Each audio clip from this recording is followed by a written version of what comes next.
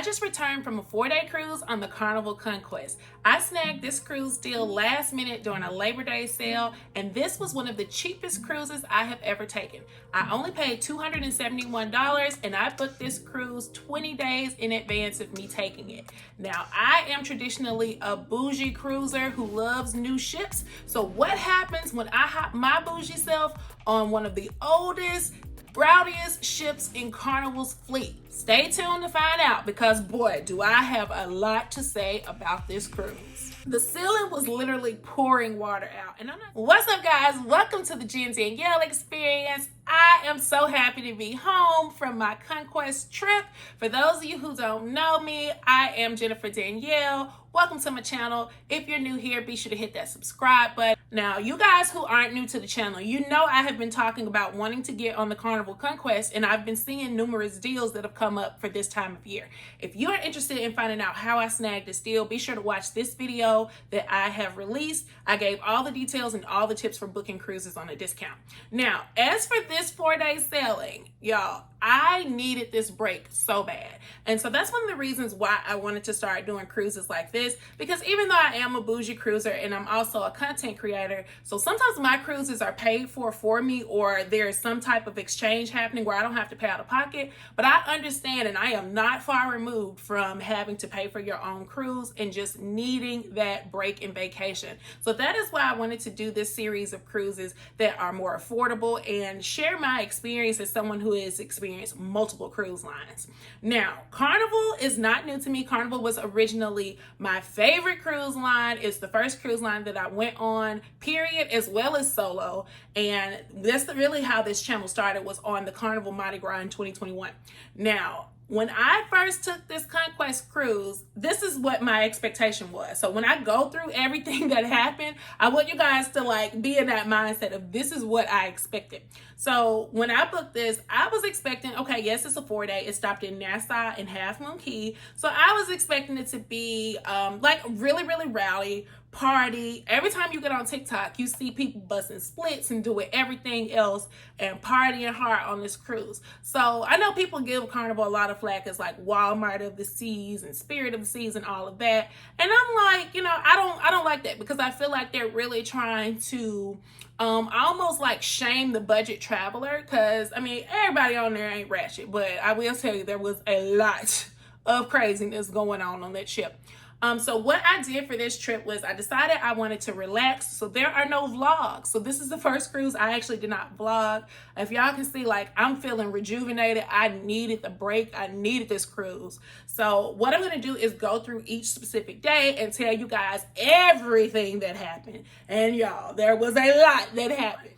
I typically do newer ships. I am a bit of a ship snob. I love to take photos. I love pretty decor, because more than going to ports, I am a ship person. So you guys have to keep that in mind when I give this review and talk about my experience, is that I'm a person who really thrives and is big on the ship and spending time on the ship. I honestly, with these ports, after a while, when you go to the Caribbean, I'm at cruise 17. I've done most of these Caribbean ports. So a lot of times I won't even get off the ship, which I didn't get off in Nassau this trip either. But just kind of getting into the whole process, I want to give you guys as much detail as possible. So when it comes down to the boarding, so what I did was I flew in from Atlanta the morning of the cruise. I flew into Fort Lauderdale because it tends to be a little bit cheaper for me. Flew there and took a lift from the airport directly to the port. I had a 10 o'clock boarding, and the good thing about Carnival is that they will let you board the ship that early.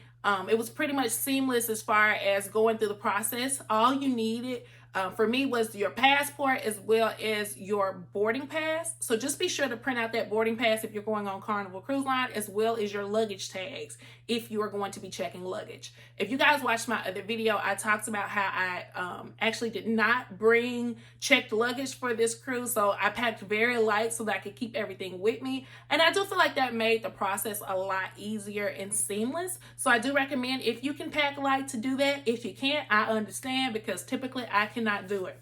But I did find I had everything I needed. If you want to check out the packing video, be sure to check it out as well. It will be linked in the description and posted at some time probably after this video. Now, when it came to boarding, this was the first thing that kind of like rubbed me the wrong way. Now, I understand why you have to do it, but we had to line up against the wall, and it was given criminal. It was given very much criminal how we had to line up against the wall and get sniffed by the dogs. And then people talk about weed smoking and all of that, and that is true as far as what I have seen, because I don't know how they got past that dog, because we all had to go through that sniff process, but definitely somebody was lighting it up and I could smell it in my room. So the dog was not on this job, but to make us all kind of like line up against this wall and the dog has to walk by and smell everything and you stand in front of your bags, I was kind of like, wow, that's a bit much. That's a bit weird. Now, I will say we go through this in Atlanta's airport all the time. So, you know, I guess that's just kind of a way of life, but I will say that was very different for me to experience on a cruise. I have not had that happen to me on any other cruise line. So after we got past the little dogs and went through the whole security and all of that, the boarding was very seamless after that. So, you know, I just had to give them that boarding pass. They scanned it, they looked at my passport, and they pretty much like gave you a little number of when you would board. You waited in the waiting area for maybe like 10 minutes and then boarded the ship. Now, I will say for Carnival, their rooms are not ready once you board. And so once you get on, you're going to be kind of like walking around, eating, visiting bars until the rooms are ready at 1:30. Now, one thing I will say they did really well was that there were multiple food options available once you got on the ship. So the big thing for Carnival is going to be that Lido buffet. So you could go to the buffet that was on the Lido deck. There was an old-fashioned barbecue restaurant that was open, and that's included somewhere in the Lido deck. You have the Blue Iguana Cantina, which is going to be your burritos, tacos, Mexican food, things of that sort. And you also could eat at Guy's Burgers, which is, of course, a staple and a favorite in the first place that I went, because I love me a good Guy's Burger. And Carnival, they won me with that one. So after sitting and having Guy's Burgers for a little while, visiting the bars and just kind of relaxing, they make an announcement over the intercom that lets you know the rooms are ready. And so around 1:30, you can head to your room, sit your stuff down, just kind of like start unpacking and getting prepared for the cruise. Now, let's get into this room, because this is where I probably had the biggest complaints. So, well, no, the second biggest complaint. So I had an interior room, which I don't have an issue with, because this was a cruise that, first off, I did not want to spend a lot of money. And secondly, I really wanted to get some good rest. So I feel like if you're doing like a shorter cruise, you can do an interior room. It's, you know, you're probably not going to spend a lot of time in the room typically, especially if you're cruising with people. For me, I am a spend a lot of time in the room person. So for me, it was a little difficult with this room, and I'm going to talk about why in a minute. So the first thing is, being that this ship is 22 years old and an older ship, I just expected it to be like nasty, dirty, smelly, and just not that clean. Now, I will say that they definitely exceeded my expectations with that, because this room was clean. It was large, much bigger than the balcony cabins I've had on the Celebration in the Mardi Gras, which was so strange. So I guess they used to make cruise cabins a lot bigger than what they do now. They're probably trying to squeeze as many people on and get as much money as possible. But this room was large. It had everything you needed. Smaller TV than usual, but, you know, not really a big deal. You had like ample space for like putting your stuff in drawers and everything like that. And as you guys can see in the room, like it really is a good size. Even the bathroom, shower, and all of that was a lot bigger than what I've experienced on a lot of different cruises.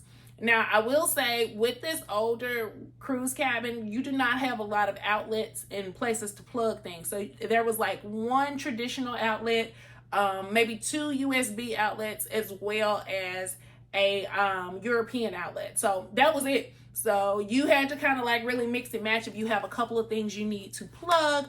I brought my 3-in-1 charger, so I was able to charge my headphones, watch, and phone at the same time. I'll be sure to link it in the description so you guys can see that. But yeah, I mean, the room definitely sufficed. It wasn't necessarily the room that was the issue. And what I will say is my issue with this room is that it was on the 8th floor. Now, since I snagged this last minute deal, I did not get to choose where my cabin was going to be. And so this room was right under the Lido deck, which I normally don't have an issue with because I like being able to just go up one flight of steps to grab my food and like come back down or go grab water or whatever. But what you could actually hear from this room, I found out, was not the Lido deck. You could hear downstairs on like deck 3 the music and live performances they were doing. And they were doing them all throughout the cruise. So it was loud like pretty much all the time. And for that, like, you kind of can't help that, and really the only thing you can do is look at a ship map to determine where you're going to be if you get the option to choose your room. I didn't get the option, so it was pretty loud, but I will say I was so exhausted that it didn't even really matter. There was a consistent water sound, and I'm going to let you guys hear it because I took some footage for you guys.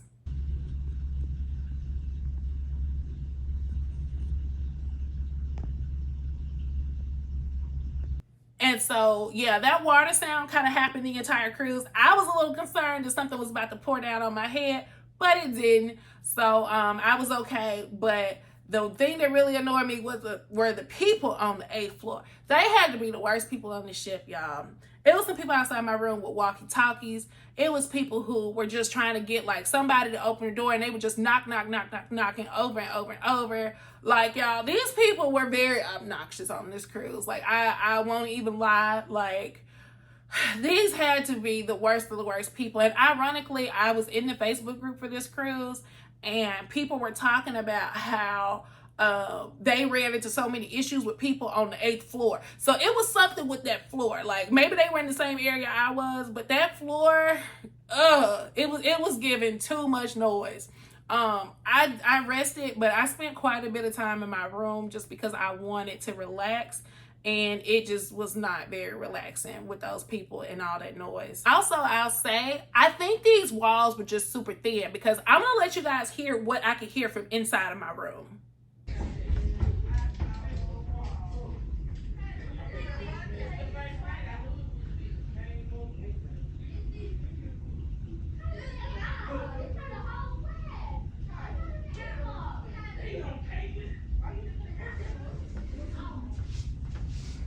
Yeah, y'all. So I was pretty hot because I was just like, this happened all times of night, all day. People just slamming. Of course, this is an older ship too. So the doors don't have like the, I guess kind of like the spring that will close them slowly. They just slam. So you just hear them boom all night long. So it was just not very relaxing. And the other thing I'll say, and I don't know if maybe I didn't remember this because I haven't cruised Carnival in a minute, but they did not have any on-demand movies. And I know like that might not be a typical complaint for people, but like I said, I spend time in my room. Like, I like to be able to relax when I'm sailing. So to not be able to like watch anything on demand, they had like HGTV, like a cartoon channel, and they had like some movies that played that you had to catch like every 2 hours or something, but they weren't even good movies. So I was just like, man, there were some days that I was literally bored because I did not have internet. I wanted to be in my room. All I had was like my audiobooks to listen to, and I was just like, okay, yeah, I'm a little over this cruise right now. So the room itself wasn't the issue as much as it was the people and just the lack of things to do in that room. All right, so after I left my room at about like probably closer to 3-ish was the sail away. Now, I don't know why I didn't know, but we left very, very early on this cruise. So I thought we were going to leave closer to 6 or 7 p.m. We left at 4. So the cruise director on this cruise was Savannah, and she has unfortunately just left. Y'all, Savannah was a time. Like, she did a very, very good job as the cruise director for this cruise. I know for some people that makes a very big difference and they kind of look up who the director is. I typically don't, and I usually don't come in contact with them as much as I did her, which you guys will see in some of the later day parties that I attended. But she did a phenomenal job. She was a good time, funny. She almost sounded like she had a New Orleans accent, but I've been trying to research where she's from. So if you know, like, comment below where she's from. But it looks like she might be from like Australia or something. But anyway, she was a very good time. I think she did a really good job. Sail Away did Sail Away. Of course, they did all the line dances and all the traditional things you would expect from Carnival during Sail Away. I will say I was very disappointed in as much because they did not get as wild as they want to, as I would have thought they were going to. And that's across the board for this entire cruise. The parties were not as wild as I wanted. I wanted a pack party, I wanted a TikTok viral party, and I wanted to see somebody bust a split. And I was very disappointed I did not see one split happen on this cruise. So after Sail Away, the next big thing I did was had dinner at the Steakhouse. Now, traditionally, this is one of my favorite things to do on Carnival cruises is to go to the Steakhouse the first night because they give you a bottle of wine. And I typically will like have a glass of wine with my meal and then take the bottle back with me. Well, this is where Carnival started to rub me the wrong way, and I'm pretty sure it's because somebody bucked the system. So Carnival no longer gives solo travelers an entire bottle of wine. They will give you 2 glasses, which, you know, I'm appreciative for. But it's advertised on the website when you book that you will get a bottle of wine. So I was not very happy that they did not hold up to their end of the bargain on that, and they changed it. And I also have always said that this steakhouse is the best steakhouse at sea. Like, it never misses. The steak was good on this cruise.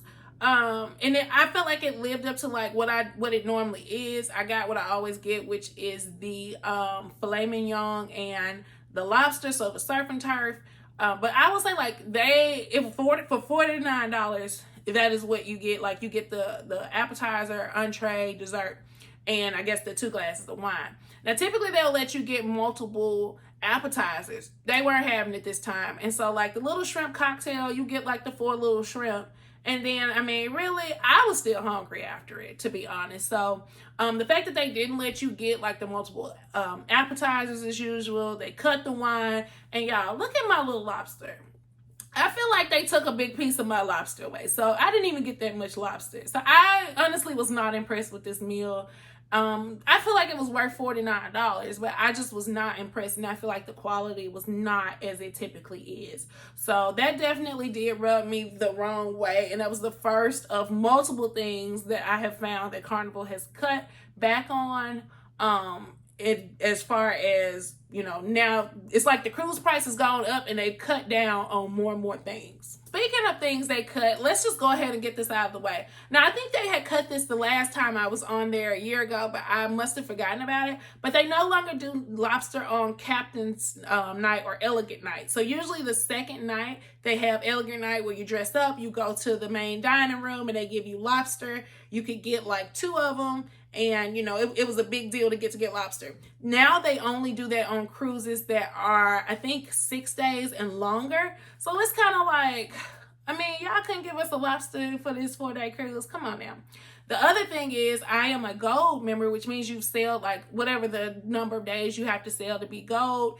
And they will typically give you like a bottle of water and 1 free beverage the last night of your cruise. So you can go to a bar and get a free beverage. Y'all, you gotta be on the cruise 5 days or longer to get that free beverage. And I'm like, y'all can't give nobody 1 free drink, 1 drink. Cause you know, like I told y'all, I was really budgeting for this and trying to spread everything out. So I had planned on getting my last free drink. Like I told myself I do not want to spend more than $100 on this cruise. So I had already had my drinks for the cruise. So there was no last drink for me. But I'm just kind of like, y'all, what is the point of being a gold member if all you're going to get is a freaking pen and a bottle of water? Like, Carnival, do better. Okay, so let's get into day 2. So day 2, I did the sea day brunch, which was really good. So if you guys don't know, you can go to the dining room on your sea days and they serve like a steak and eggs. You could get like this little, I don't know, it's a pancake thingy with like marshmallows in it. I can't remember exactly what it's called, but you can get like a really good brunch if you get up early enough and go sit in the dining room. They also offer breakfast in the Lido deck, which is like buffet style, and they have put the omelets back. Now, I don't know if it was true or not, but I heard that they no longer had omelet stations on Carnival in the Lido deck, but they had them when I was there. So either they put them back or that was just false information. So that used to be one of my favorite things to do, so I was really happy to see that back. And so I decided to spend the sea day actually like exploring the ship and relaxing in the Serenity deck. Now, I will say for this cruise, This is, of course, like I said, older ship. So the Serenity deck does not have its own pool. That is the adults only area. They did have 2 whirlpools, and I did like that this Serenity area was 2 decks. And so there was ample space for you to get like lay out and relax and be away from children and supposedly away from noise. But of course, like I told y'all, this rowdy bunch of people, people were bringing speakers. Luckily, it was some good music I wanted to listen to. So people were bringing like the portable speakers, which you're not supposed to be able to do anymore. So it wasn't as relaxing. And they also were just talking loud and just, I mean, y'all, I'm telling you, the people were just obnoxious for no reason. So yeah, so it wasn't as relaxing as I would have liked. I had my headphones. I was just listening to an audiobook. So it wasn't too bad. But what I will say is, even though it is October now, it was hot. It was so hot outside, and it was so hot in this area. So I was like, man, we're still dealing with the heat in the Caribbean. I just don't remember it being this hot last year, this time of year. So for those of you who are looking to get away from children and be in the adults only area, there is also an adults only pool, which is the Sky Pool, which is located in the back of the ship. So it's located on the Lido deck, but instead of being in the front where the screen is, it's in the back. It's supposed to be a retractable roof there. The roof could not retract for some reason, probably because the ship is so old, but it wasn't an issue. It still felt shaded, and there were individual whirlpools back there, as well as a large pool. So I really did like and enjoy that. From what I'm seeing on the map, there is an additional adults only pool. I never saw it, but I was looking at the ship map to tell you guys the name of this, and apparently there was another adults only pool, and I some kind of way missed it.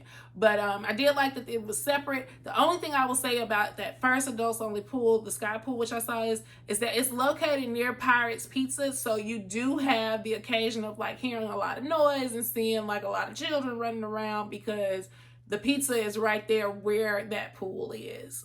I don't know why they did that, but it was a good time. But I will tell you guys a funny story about the last day. So the last day I get in that whirlpool and I have my headphones on, and it's late at night, and I see like these 2 girls there, and it looks like they're hugging. So I'm like, oh, okay, well, they're just chilling and hugging in the pool. Y'all, I walk up, sit on the ledge, and I guess my audiobook must have like paused, or the speaker like paused in between. Come to find out, the girl was like hysterically crying and just like screaming in the phone. Y'all, I'm just sitting here across from them like nothing is happening. And I'm just sitting here with my headphones, and I noticed everybody's like looking. So that's why I'm like, let me pull this off and see what's going on. She is like hysterically crying and screaming and sitting in the whirlpool. Why she chose to stay in the whirlpool when she was that upset, I don't know. But eventually security came and got her, put her out. And everybody like kind of gravitated towards the pool, because I guess everybody was waiting on them to leave so they could get in. So once they left, they kind of looked at me and they were like, girl, you still walking down that whirlpool? And I was like, I just didn't know anything was happening. So I was so oblivious, like, and in my own world. But yeah, so even though it was adults only whirlpool and adults only pool, people were not acting like common sense adults. Now, as far as other great, serene, adult-only areas, you have the casino, which is very large on this ship. So there's plenty of different places to lose your money. I mean, play on the slots and machines.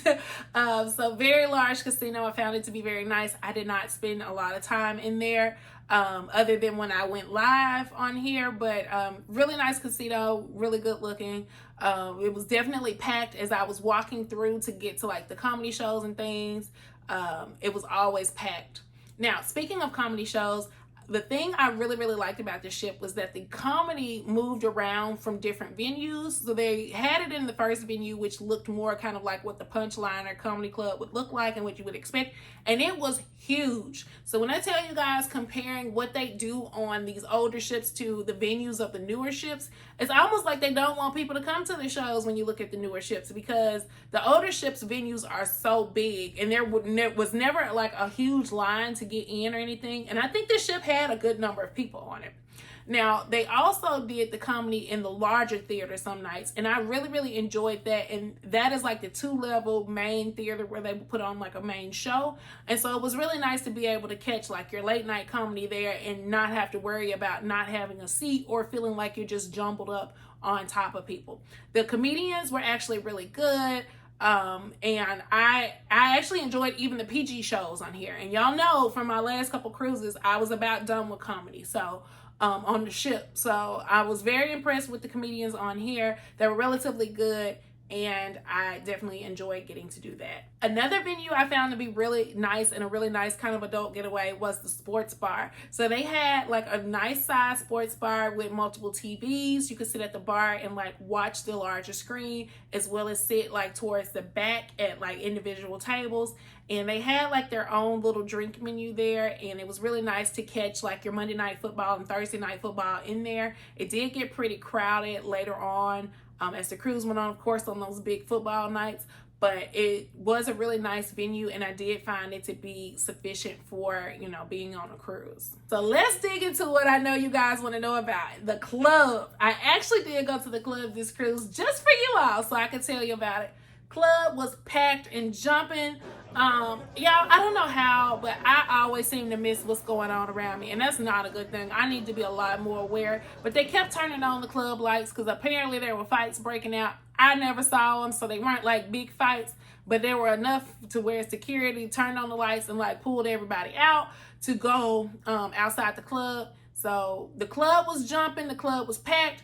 The fights didn't really intervene or cause the club to shut down or anything, but they did happen. And y'all, why I did not want to have to come back and tell y'all that all this stuff jumped off on this Conquest, but yeah, it did happen. I just fortunately never saw it, but yeah, that's all I can say about the club. They had a very good DJ. The music was good. The drinks were good. And I had a good time the little time I spent there. But yeah, people just don't act right. Another thing that I did this cruise that I typically don't do is I attended a show on board. And this was like an 80s musical tribute show. And I actually really enjoyed it. They did like Whitney Houston. They did rock. They ended it with Michael Jackson. So I really enjoyed the show and had a good time in the theater with it. I feel like the singers were really good, and they had like a good mix of the male and female singers. I felt like the aesthetic was really pretty, and I love that, of course, it took place in that big theater where you had ample room and space. Now, this was a Halloween cruise, so there was also a fearfully frightening Halloween party. I don't too much care for Halloween, but I did at least pop by, and they had like a costume contest. They had like something going on the deck party. So I just stopped by for a second just to see what was going on. And it looked like a good time. It was pretty well attended, but I just didn't spend a lot of time there. Now, the party that I did enjoy was, I think it was the 80s glow party. I'm used to them having like a white night party, but I think maybe they didn't have that, or either I missed it. But this 80s glow party, they gave you glow sticks, and this is why I say Savannah like showed out, because she had the place rocking. So I like that this actually took place on the inside at the atrium versus outdoors. I feel like I like the outdoor deck parties, but it was just something about being inside that just gave it like a better feel. And I feel like maybe with people being closer together, it just was more of a party. And Savannah was like all over the place. She went from the stage. She ended up coming right by the bar by me and standing up there. And they gave us like the glow sticks, and so it just ended up being a really, really good time. So I did enjoy that party. That probably was the party that I enjoyed most, even more than Sail Away. Just because it just had a different feel being inside. So I think they did a really, really good job with that. All right, so let's get into day 3. Day 3 for me, this is what I think was probably the worst thing of the cruise. So I have been to Half Moon Cay. It was the first cruise port I had ever been to. So I was really excited to get to go back, because I remember how beautiful the water was and just really enjoying being out there. And I think that it had such a big impact on me because it was the first time I went to like a clear water beach that wasn't like at the coast or something. So I think that's why I was so anxious to get back and see it. But Carnival, with the process of getting off the ship, it was the worst process I have ever seen in my life, y'all. So first off, this was a port where you had to get a tender. So in the morning, like at 7 a.m., you had to pick up a ticket to I guess basically like get a specific time to get off the ship. The other option was if you wanted to wait till 12 p.m., then you could wait and you wouldn't need a ticket and you could pretty much just walk and get off. Well, we were only there until like 3:30. Like the last tender left at 3:30. So if you got off at 12, you would only have like 3 hours to spend there, or less than 3 hours really. And so I had my ticket. I arranged to get off the ship at like 9 a.m. versus the earliest time, which was I think 8 or 8:30. And y'all, it was so chaotic. I don't know if people didn't follow instructions or if this was just Carnival's process being screwed. Like I honestly did not investigate because I was so aggravated with it. So they called on the intercom. We went down. And the line wrapped around and around, y'all. Like, the line was so long to just get on the tender. People were coming from different directions, coming down the steps, getting off the elevator. It was just a congested mess. There were people skipping and jumping the line. And so it was just a lot going on. People were hollering because they were getting skipped. So it was just very, very chaotic. And once we got on the tender, we had to sit there until they filled it up. And it took forever, it felt like, to fill up. But I don't understand why it took so long, because there were so many of us down there like ready to get off and waiting. And so the tender, it wasn't bad. It went really slow, but it's not really far because you literally can see the ship from the water, but the ship just cannot dock, I guess, right there because the coast is something about there's not enough water there on the coast or something, so it has to like park and tender you over. And so the tender ride was probably like 5 to 10 minutes. But y'all, it was so hot, it was so unbearable, and it was just crowded, and you know, it just was not a good process. Like when I did the tender, I thought about when I did the tender in Santorini. I did get off the ship later, so I don't know what to advise you guys if you're going to Half Moon Cay. Like, I don't know whether to tell you to wait till 12 and just take the short, 2 or 3 hours there. But whatever I did, it just did not work getting off at the arranged time. Maybe you have to get off in the first group to avoid, the congestion and the mess that I saw. But getting to Half Moon Cay, it was really beautiful. Of course, it's their private island, not a lot going on there. They had some bars. They had a Lobster Shack, which you could pay for additional to eat there. I will tell you, your drink package does not work out there. So if you have a drink package, just be prepared to spend extra money to buy your drinks there. They had like a volleyball area, a basketball area. So there were different things that you could do out there. There was a separate kids play area. And so there are multiple things that you can do if you're, whether you're going with your family or solo. I did find that they had adequate seating out there. I heard the later you got there, the further you had to go down to get to good seating though. So I ended up, it was just so unbearably hot that I just did not care to go any further. So I got my seat and got in the water. The water was beautiful, but you actually could see fish, and that kind of alarmed me. And I know, like, it's the beach. It's the actual ocean. There's nothing you can do to control the fish. But I guess I don't normally see them come up that close. So I was just kind of afraid that I would get stung or something. So I didn't spend too much time in. When I saw that fish, I was like, it's time to go.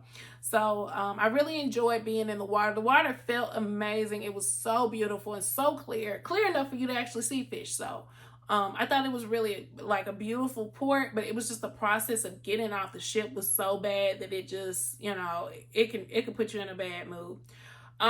Next thing I will say is they had an island barbecue that started at about 11:30, and I found the food to be good. Now, this food was definitely way better than what I had at Ocean Cay. Similar food, believe it or not. I mean, I guess since it's a barbecue, they're going to serve like your hamburgers, your hot dogs, jerk chicken, fruit, and things of that sort. The salad was just really kind of runny and wet, and nachos, like you guys can see there, it's just really kind of wet and wasn't that great. But the chicken was actually really good, and I found the burger to be decent out there. So decent food at least on this, and it's great because you don't have to spend that extra money out on the island. But if you want to spend extra money and go to that Lobster Shack, you can. Overall, if I had to rate the food offering at the included island barbecue, I would give it like a 7 out of 10. Like, the chicken was really, really good. The burger just tastes like a little bit, I don't know, like maybe it was a frozen patty before. But other than that, I mean, the food was definitely decent and better than some of the others I've had. So yeah, strong 7 out of 10. All right, so that's pretty much everything I did like the first 3 days. And the 4th day we went to Nassau, and honestly, I rested and did pretty much nothing outside of what I've already talked about, from the comedy show to some of the trivia and other things around the ship. All right, so let's talk about final thoughts. Now, the Conquest would probably not be my first choice of ship to take. I would say, like, I know next year they're going to go to Carnival's Island Celebration Key. But when you look at the price difference of what I paid for this cruise versus what a typical cruise is now for a solo traveler, and when it comes to the fact that you usually will have to pay double occupancy, you're looking at upwards to like $1,000 to get on like the Mardi Gras, get on some of the bigger, newer ships. And also with this cruise, so like I told you guys, I paid $271. So when I look at the price range and what I paid versus what I got and what I would get paying $1,000 in the gap there, I have to say that this cruise is worth it. You guys know I don't typically have as much negative to say as I did about this cruise. So that says something. I don't think, if this cruise was $200, being that I've already been now, if it was $200 and there was like nothing special, if it's not going to like their new private island Celebration Key, I don't foresee me wanting to do this cruise again.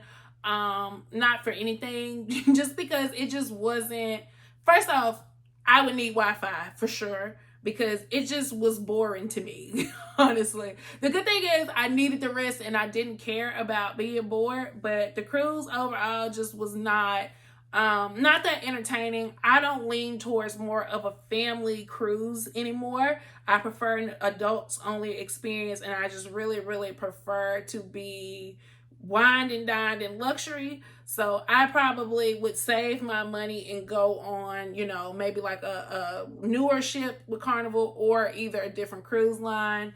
As far as overall, like, I would say it was a decent cruise. I can't necessarily say it was a great cruise, but it was decent. Definitely for the price. I like the fact that the food was actually, that the food was edible and I didn't have to do the specialty dining outside.